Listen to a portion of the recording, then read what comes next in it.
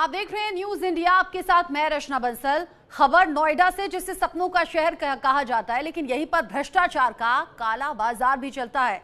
गगनचुंबी इमारतें, चौड़ी सड़कें, फर्राटा भरती गाड़ियां इसको हाईटेक बनाती हैं, लेकिन इसी शहर में भूमाफियाओं की नोएडा अथॉरिटी के अफसरों से मिली भगत का बड़ा खेल चल रहा है। ऐसा ही मामला सामने आया। जमीन माफियाओं ने महर्षि आश्रम की हजारों करोड़ की बेशकीमती जमीन पर अवैध इमारतें खड़ी कर दी हैं।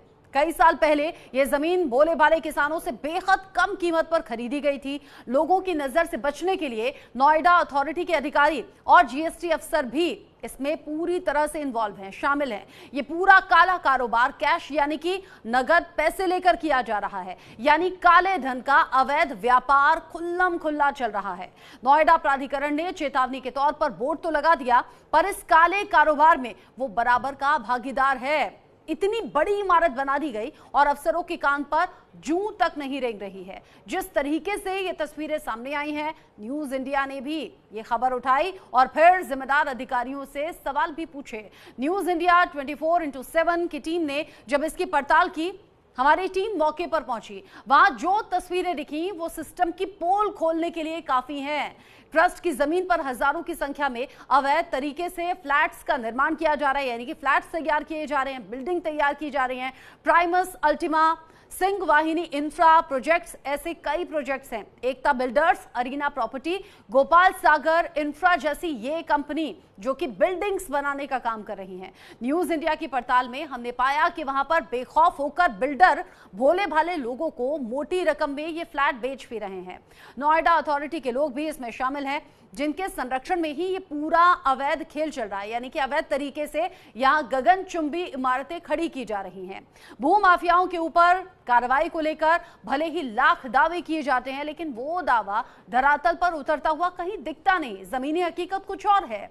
न्यूज इंडिया की पड़ताल में इन अवैध रूप से बिल्डिंग बना रहे बिल्डर्स और नोएडा अथॉरिटी के दावे की पोल खुलती हुई दिखी है। वो भी जब हमारी टीम पहुंची तो एक एक सबूत सामने आया।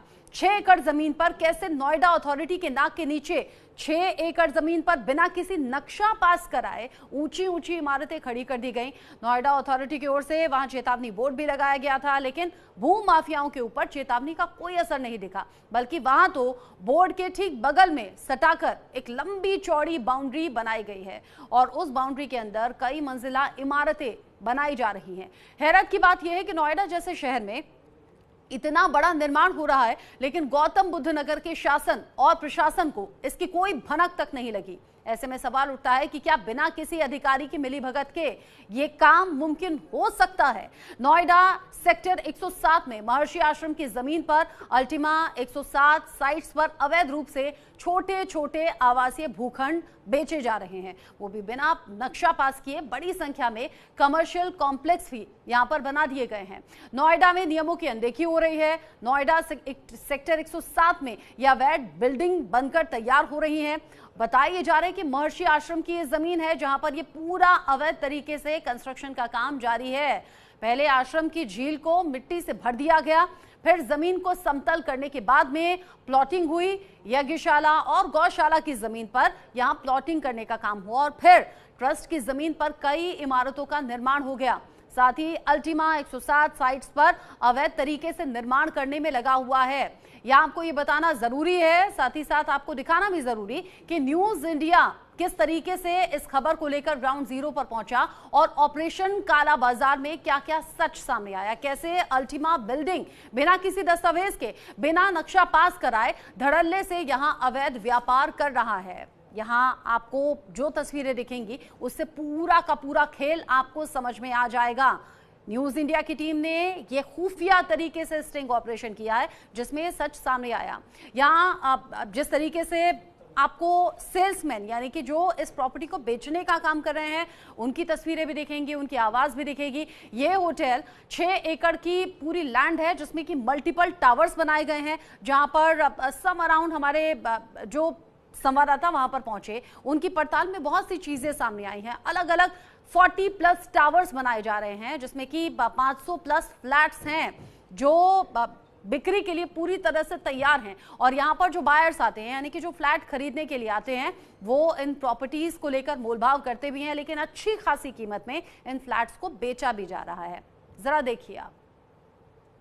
तो ये टोटल 6 एकड़ की लैंड अपनी, there is multiple towers, some around हमारे पास यहाँ 40 प्लस टावर्स बन रहे हैं, जिसमें हमारे पास 500 प्लस फ्लैट्स, 500 प्लस 40 टावर में 40 टावर्स। जो ब्रिक्स दिख रही है यहाँ पे सब हमारे प्लॉट्स हैं, इसी पे सब टावर्स बन रहे हैं।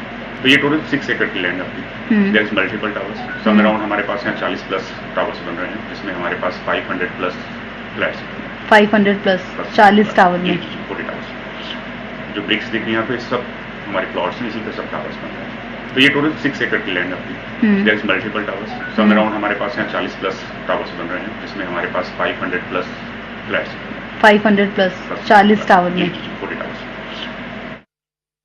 आपने देखा कि किस तरीके से 40 टावर में 500 से ज्यादा फ्लैट्स को तैयार किया जा रहा है और इन्हें बेचने का काम भी चल रहा है। आप सोचिए जरा, आज कोई अपना जमा पूंजी लगाकर इन फ्लैट्स को खरीद भी लेगा और यही फ्लैट्स कल को उनके लिए आफत बन जाएंगे जब ये कार्रवाई की जाएगी कि अवैध तरीके से फ्लैट बन गए, अवैध तरीके से बिल्डिंग खड़ी कर दी गई। आपने ऐसी खबरें इससे पहले भी कई बार देखी होंगी कि जब बिल्डिंग्स बनती हैं तब शासन प्रशासन की नींद नहीं टूटती, तब उनकी आंखें बंद रहती हैं, लेकिन जब 10 साल 20 साल बीत जाते हैं और लोग वहां पर रह रहे होते हैं तब कार्रवाई के नाम पर बिल्डिंग की बिल्डिंग गिरा दी जाती हैं, फ्लैट्स खाली करा दिए जाते हैं। आम लोगों के पास कोई ऑप्शन होता नहीं। जैसे इस तस्वीर में भी आपने देखा, जो थोड़ा छोटा सा हिस्सा था जिसमें कि संवाददाता ने पूछा तो उसने बताया कि 40 टावर हैं, 500 से ज्यादा फ्लैट्स हैं।